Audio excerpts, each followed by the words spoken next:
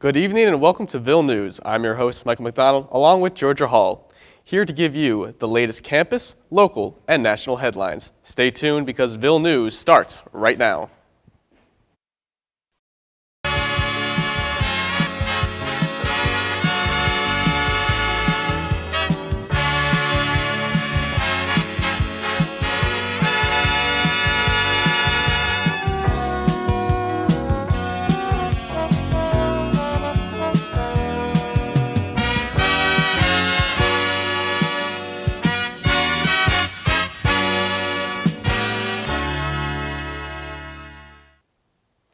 Four Millersville University students were shot with pellets on Sunday night. University police were notified of the events and sent out a warning to students telling them to be on the lookout for a black SUV near campus, around the areas of South Village, Brookwood, and Cartledge. A total of 4 students were shot, with one being on his head and cheek. The gun was originally thought to be a BB gun, but it was later proven to be a gel gun, such as the ones often used in paintball. Police received various tips from both students and community members through the Live Safe app, but 4 suspects came forward themselves. The local high school teens are cooperating with police and will be charged with 3 counts of recklessly endangering another person. 4 Pennsylvania State troopers were injured Monday night after being involved in a car chase in Franklin County. PA State Police stated that the troopers were attempting to pull over 35-year-old Christopher Nugel of Chambersburg for traffic violations when the car took off. During the pursuit, 2 trooper vehicles crashed at Lincoln Highway West and Azure Orchard Road in Hamilton Township. Nugel was taken into custody on the sentence and charged with fleeing and eluding, reckless endangerment, another person, as well as multiple traffic violations. 4 troopers were injured in the crash, with 2 of them being taken by ambulance to nearby hospitals for non-life-threatening injuries. They remain in stable condition. COVID-19 cases and hospitalizations have declined sharply across Lancaster County throughout the month of February. Last week, the State Department of Health reported that the county had an average of 86 new cases, down from almost 1,200 cases a day during the peak of Omicron surge this January.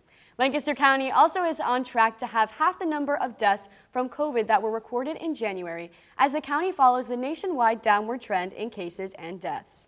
Millersville University cases have also decreased throughout the month of February. There are currently just over 1,800 individuals hospitalized with COVID-19 in the state of Pennsylvania, with 300 in the intensive care unit, making a decrease of 15%. As of February 22nd, the CDC COVID data tracker reports that 76% of Pennsylvanians 18 and older are fully vaccinated, contributing to the decline in both COVID cases and hospitalizations. Truckers in Ottawa, Canada have protested COVID-19 mandates for weeks now, blocking roadways and demanding that the restrictions are lowered. Now a group of Pennsylvanian truckers are following their lead, heading to D.C. to protest COVID restrictions. The group, based out of Scranton, PA, is planning to stop by Harrisburg first before heading to Washington, D.C. area. Bob Buller, a member of the group and a towing service business owner, stated, quote, "We are going to let our voices be heard. You are not taking away more of our rights," end quote. He added that they're intended to keep the protests peaceful, sharing their opinions of everything from COVID restrictions to Governor Wolf's policies. Many of the protesters are also angry that 2 street names in Scranton, Biden's hometown, have been changed to honor the president. Reports of the trucker convoy headed to the Capitol have led the Pentagon Defense Department to approve the use of 700 National Guardsmen and 50 tactical vehicles in case the situation escalates. Bowler added that the group plans to stay on the Beltway outside of D.C., taking a page out of the Canadian book and blocking off major roadways into the city. We'll now go to Millersville's favorite meteorologist, Ryan Argenti. Ryan, what can we expect from the weather this week? Mike, we actually had a very nice day today. Overly seasonable conditions here. Temperatures were well above average, 66 to 70 degrees for a high today. But we will start to see those temperatures drop back down into the 20s as we do see a system and a disturbance move through the area coming up later this week. What that disturbance will do for us, I have the full forecast coming up here in just a bit. Welcome back to Ville News. Mike, I don't know about you, but I've been pretty much enjoying the weather for this week. It's been really warm, really nice. I've been literally wearing shorts the past couple days, and we're in February. Isn't that crazy? Lots of sunshine. I'm loving it. I really am too. But Ryan, can you tell us what the rest of the week's going to look like? Yeah, Mike, we were looking at a pretty decent day today. Actually, I'd say unseasonably warm conditions for today. I mean, we've had a very beautiful day, but we will start to see those temperatures fall back down to seasonable levels. You can see right here on Wednesday. Wednesday, 68 degrees was our high, 30 degrees for tonight's lows. Thursday, 36 degrees.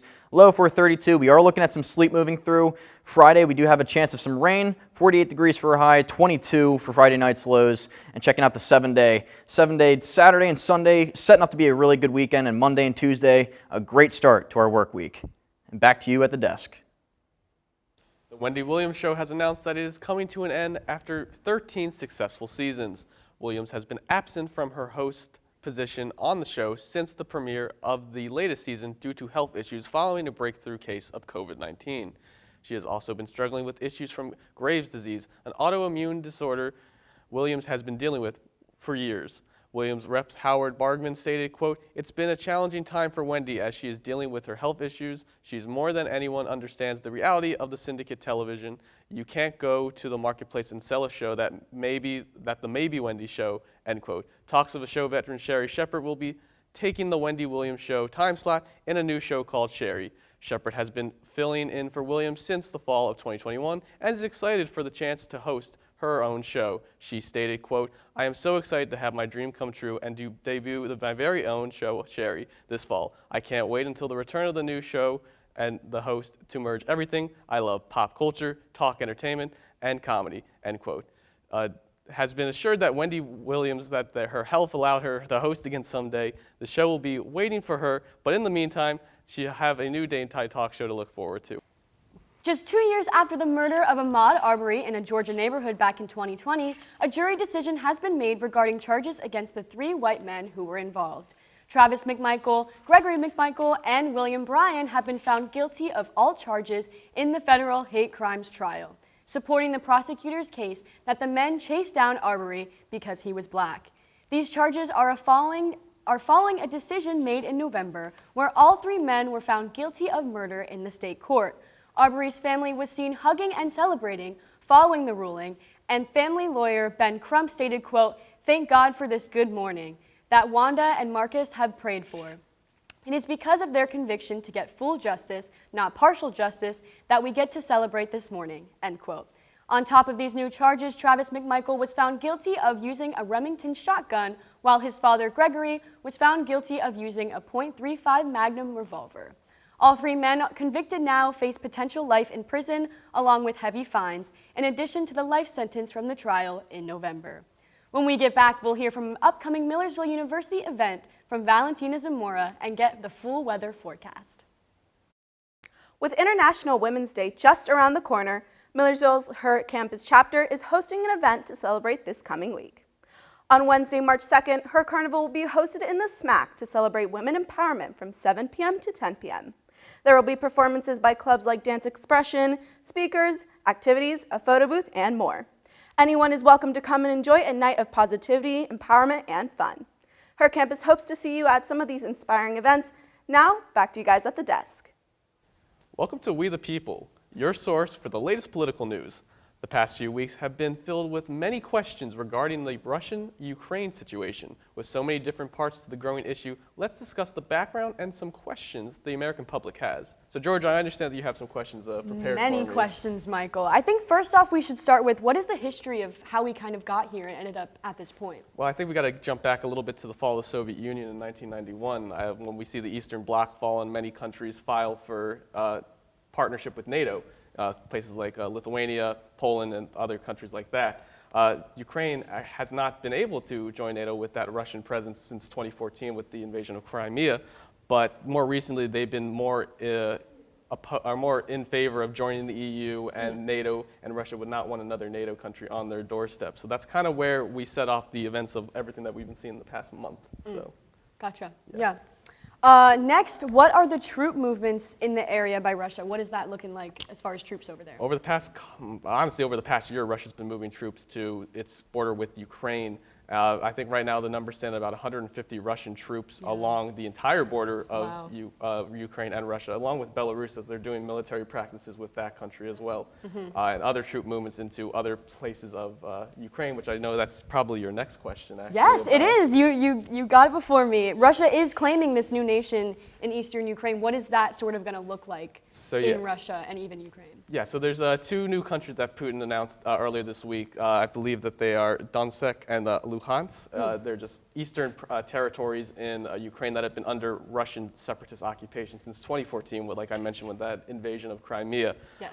What that means is that Russia is allowed to move their full military force into those places, claiming that they are satellite states of Russia almost, so they can get around the fact that technically they're invading Ukraine, but they're not necessarily in their eyes because they're countries that they own. Right.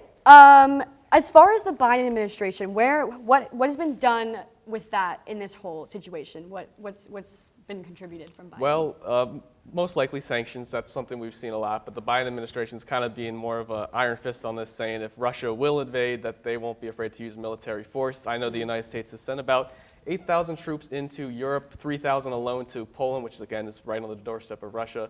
So President Biden is not joking around, and he's definitely willing to throw our military at Russia's in case something like this were to happen, go into all-out war. And I think the final question, I think everyone's kind of wondering this as well, is what are we going to see next from either side, whether it be NATO versus Russia? Like, what's that going to look like? Well, I think a lot of NATO countries, France and Germany in particular, have been trying to mediate between Russia and the United States. I know the French President Macron, he's definitely been trying to get talks in with Biden and Putin, and it looks possible as long as Putin does not invade the country. Biden is willing to sit down and talk. So right now it's kind of more of a stalemate, but I think that there is some bright light to be looking at that there could be a talk soon. So, yeah. But we have a little bit more on the weather, actually. Ryan, you got that 7-day forecast for us. What's that looking like? Yeah, I got the full forecast coming up here in just a little bit. Right now, you're looking just over Lancaster City right now. Baby blue skies, beautiful conditions today. A couple residual clouds right now. But other than that, we have that sun sinking down at the horizon, and it's setting up to be a pretty decent night, actually. We will start to see some increasing clouds, but let's check out the temperatures. Speaking of really nice conditions, 66 to 70 degrees for February. You don't usually see that. That's unseasonably warm. We will start to see some decreasing clouds heading into the later evening hours as we head into tonight. Although tonight, we will start to see those clouds pick back up as we head into the early morning hours of tomorrow. 28 to 32 degrees is going to be our low, so we do drop back down to the seasonable levels for February. And we are looking at those increasing clouds and colder conditions. Checking out Thursday. Thursday, we're looking at 34 to 38 degrees, mostly cloudy conditions, and we are looking at some sleet coming in. So we are looking at a very mild disturbance that is actually over Arkansas as we speak right now. There's an ice storm happening down there, which will make its way up to the northeast, which I will get into here in just a little bit. But as we head into Thursday night, let's cover this quick. 30 to 34 degrees for Thursday night, cloudy. We are going to look at that sleet, we're going to look at that sleet turning to wintry mix and then to rain as we start to see that storm pull off tomorrow going into Thursday night. And then looking at Friday, we're looking at 46 to 50 degrees for our highs, and then looking at mostly cloudy conditions and a residual morning shower just after that system pulled through or goes through. So a couple residual showers, and that's about it. But as we look at live radar right now, conditions are not too bad right now. Radar's saying that we're completely clear looking at over the lower Susquehanna Valley. You can see some blue up there to the north, up towards Buffalo, New York, even up towards Albany, New York, but there's nothing really there. Radar's picking up some sound up there. But as we look into the model guidance here, you can see what I was just talking about. Right over Arkansas, you can see that ice storm just sitting over northern Arkansas, and that will be moving northeast as we head into Friday, actually, or as we head into, it says up here Thursday 0Z, that's like 7 p.m. Thursday. So Thursday evening, it will be looking like we're going to see that wintry mix and some of that ice occurring for Pennsylvania, but it will quickly move through for Friday and Saturday, giving us some residual rain on Friday. And looking at Saturday and Sunday, there's a high pressure just behind that storm system. It's going to set us up for a really, really nice weekend coming up here.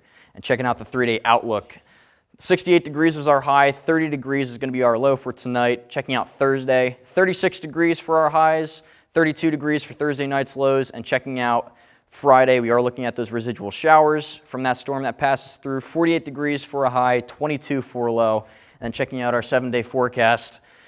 This Saturday and Sunday, 38 for a high on Saturday, 24 degrees for Saturday night's lows with some clouds and sun.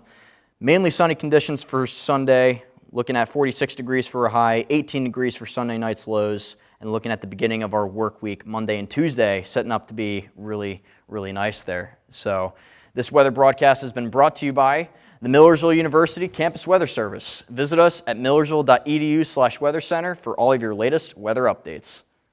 That's all we have this week for Ville News. For Mike MacDonald, Georgea Hall, Ryan Argenti, and the rest of the crew, thank you for watching, and tune in next week for the latest local, state, and national headlines.